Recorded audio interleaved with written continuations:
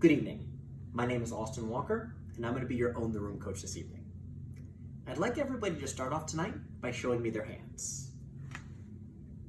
Good. I'm going to have you answer a question using your fingers.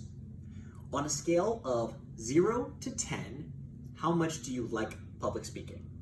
To provide some context, 10 says, Austin, I love public speaking. It's my favorite thing in the world. I relish every opportunity. Take a seat. I've got the class from here. 0 means, Austin, I literally hate public speaking. I would rather retake the SATs than get up here and introduce myself to the class. So does everyone understand our two extremes and of course, wherever you fall in between? Okay, great. When I say go, show me with your hands how much you like public speaking. Go. Okay, great, thank you. You can lower your hands. So for our high numbers, you're normal. And I think you'll find by the end of the class, you'll like it even more. For our low numbers, guess what? You're normal too. And with a little bit of practice and some proper technique, I think you'll have a differentiated look on how you feel about public speaking. So there was an interesting study done that was done by a British magazine company when they were studying American fears. Can anybody guess what the #1 fear for Americans were? Public speaking. You hit the nail on the head. Okay, that was a softball. What about #2? The #2 fear. Death. That's exactly it. Really? Okay, all right. But let's think about this. People are literally associating their fear of public speaking in the same bucket as death. Again, that's why we're all here today. We're gonna work through it, it's all right.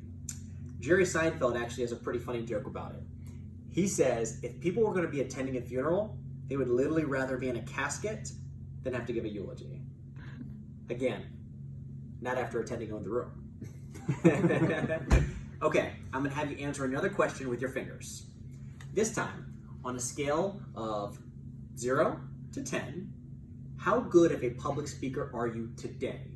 So 10 is, I am the best public speaker in the world, and 0 is literally, I am the worst.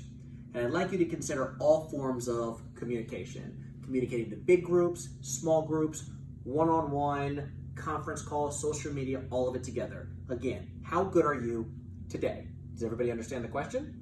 Okay, when I say go, let those fingers dance. Go.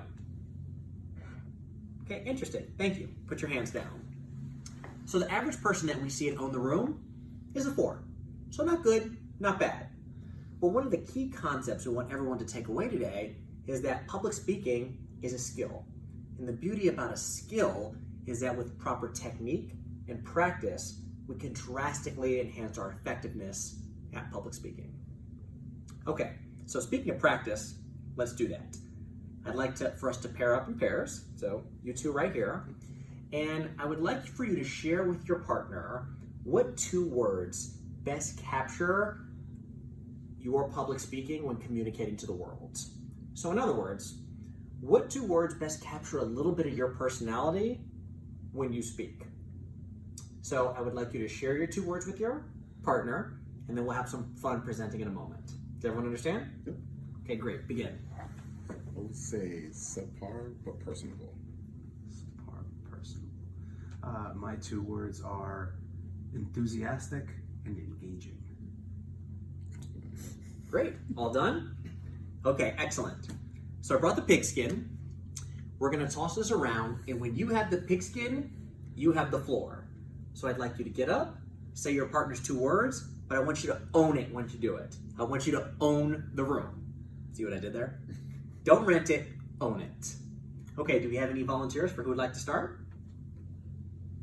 I'll start. Okay, great. Floor is yours. My name is Paul. My partner Arnell's 2 words were subpar, but personable. Okay, great, thank you. All right, Arnell, you're up. My name is Arnell. This is Paul, and his 2 words were engaging and enthusiastic. Excellent, thank you. Round of applause, round of applause. Very good. So now when you're communicating, where are you projecting your voice when you're speaking to an audience? Back of the room. Okay, very good guess. So oftentimes we want to make sure we're presenting through our audience. So oftentimes we'll see that people will communicate to their audience and they'll fall a little bit short.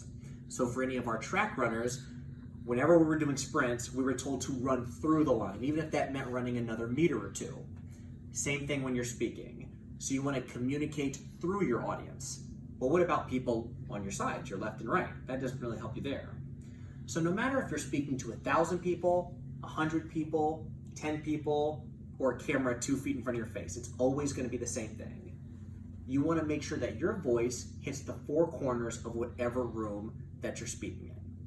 So if you hit the 4 corners of the room when you're speaking, it will land on your audience's ears perfectly.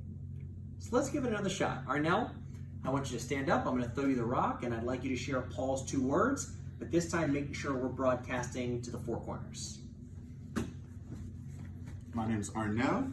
This is Paul. His 2 words were enthusiastic and engaging. That was good. Thank you. That was good. Great, thank you. Okay, so we're going to shift gears. I'm going to have you answer another question with your hands.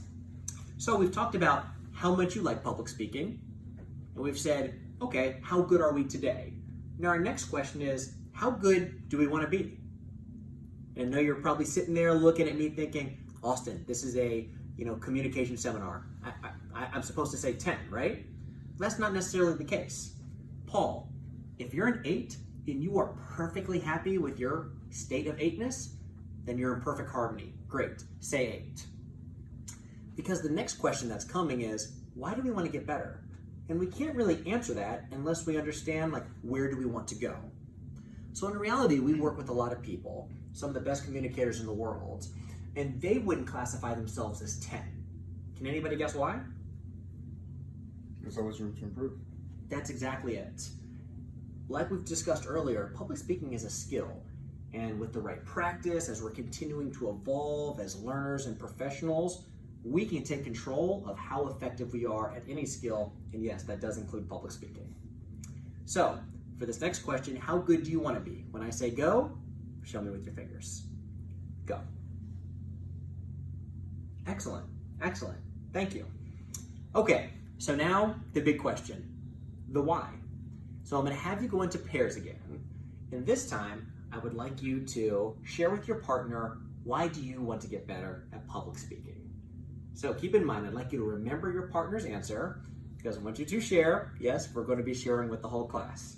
Does everyone understand? Okay, great. Please begin. I'd say I want to be able to lead my team and influence them. Okay. I want to be able to better engage prospects and clients and also become a better teacher, coach, and mentor. Great. Seems like we've got some magic going on over here. I'm excited to see what you said. Okay, so I'm going to pass the rock again.